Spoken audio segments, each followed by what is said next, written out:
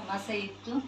ಈ ಧರ್ಮಸ್ಥಳ ನಂಗೆ ಎಷ್ಟು ಅನುಕೂಲ ಐತಿ ಸರ್, ನಾನು ಅಷ್ಟು ಅದು ಲೋನ್ ತೊಗೊಂಡಿನಿ. ತುಂಬುವಂಥ ಕೆಪಾಸಿಟಿ ಎಷ್ಟು ನೋಡಿಕೊಂಡು ನನ್ನ ಮಾಸಿಕ ಆದಾಯ, ನನ್ನ ವೀಕ್ಲಿ ಆದಾಯ, ಮಂತ್ಲಿ ಆದಾಯ ನೋಡಿಕೊಂಡು ನಾನು ಇಂಟ್ರೆಸ್ಟ್ ವಿಚಾರ ಮಾಡಿಲ್ಲ ಸರ್. ಇಂಟ್ರೆಸ್ಟ್ ಹೋಗಿ ಅದು ನನಗೆ ತುಂಬುವಂಥ ಕೆಪಾಸಿಟಿ ನೋಡಿಕೊಂಡು ನಾನು ಅವಧಿಗಳನ್ನು ಜಾಸ್ತಿ ಮಾಡಿಕೊಂಡು ನನಗೆ ಬೇಕಾದಷ್ಟು ಲೋನ್ ತೊಗೊಂಡಿನಿ. ನಾನು ಇವಾಗ ಮನೆ ಹೋದ್ವಾರನೇ ಸರ್ ಬಂದಿದ್ದು ನಮ್ಮ ಮನೆಗೆ ಲೋನ್. ನಾನು 2.5 ಲಕ್ಷ ರೂಪಾಯಿ ಲೋನ್ ಹಾಕ್ಸ್ಕೊಂಡಿನಿ ಸರ್.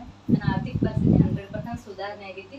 ಆದ್ರೆ ನಾನು ಸಂಘ ಮಾಡಿಂದ ನಾನು 2014 ಜನವರಿ ಮಾಡಿಸರ ನಂತರ ನಾನು ಅನ್ಬಾರ್ದು ಅವ್ರ ಶಕ್ತಿ ಕೊಟ್ಟಲ್ಲೇ ನಾನು ಅಷ್ಟು ಹೋಗಿ ಅವ್ರ ಜೊತೆ ಮಾತಾಡಕ್ಕೆ ನನಗೆ ಧೈರ್ಯ ಬಂದಿದ್ದು. 15 ಸಂಘಗಳನ್ನು ಮಾಡಿಕೊಟ್ಟಿದ್ದೆ ಸರ್. ಕೆಲವೊಂದಿಷ್ಟು ಅನಿವಾರ್ಯ ಕಾರಣದಿಂದ ಕೆಲವೊಂದಿಷ್ಟು ಜನ ನಮ್ಗೆ ಅದು ಇದು ಅಂತ ಹೇಳಿದ್ರು ಸರ. ನಾನು ನಿಜವಾಗ್ಲೂ ಹೇಳ್ಬೇಕಪ್ಪ ಅಂತಂದ್ರೆ ನಾನು ಆಶಾ ವರ್ಕರ್ ಕೆಲಸ ಮಾಡ್ತೀನಿ ಸರ. ಆಶಾ ಮೇಲ್ವಿಚಾರಕಿ ಕೆಲಸ ಮಾಡ್ತೀನಿ. ಬಟ್ ನಾನು ಯೂನಿಯನ್ದೊಳಗೆ ಜಿಲ್ಲಾ ಕಾರ್ಯದರ್ಶಿ ಕೆಲಸ ಮಾಡೋದ್ರಿಂದ ಒತ್ತಡ ಜಾಸ್ತಿ ಇರೋದ್ರಿಂದ ಅವ್ರ ಜೊತೆ ಸಂಘದವ್ರ ಸದಸ್ಯರ ಜೊತೆ ಮಾತಾಡೋಕೆ ಅವಕಾಶ ಸಿಕ್ಕಿಲ್ಲ.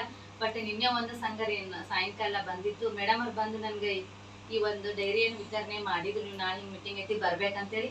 ಇದು ಮೇಡಮ್ ಹೋದ ತಕ್ಷಣ ಒಬ್ರು ಸಂಘ ಸದಸ್ಯರು ಬಂದು ಇಲ್ಲ ಸಂಘ ಕ್ಲೋಸ್ ಮಾಡ್ಕೋತೀವಿ ಇಲ್ಲ ಅಂತಂದ್ರು. ಇಲ್ಲ ನನಗೂ ಏನೋ ಒಂದು ಅವಕಾಶ ಸಿಕ್ಕೈತಿ ಇದ್ರೊಳಗೆ, ನಾನು ನಾಳೆ ಸಾಯಂಕಾಲ ಬರ್ರಿ, ನೀವು 5 ಜನ ಇದ್ರಲ್ಲ 5 ಜನ ಬರ್ರಿ,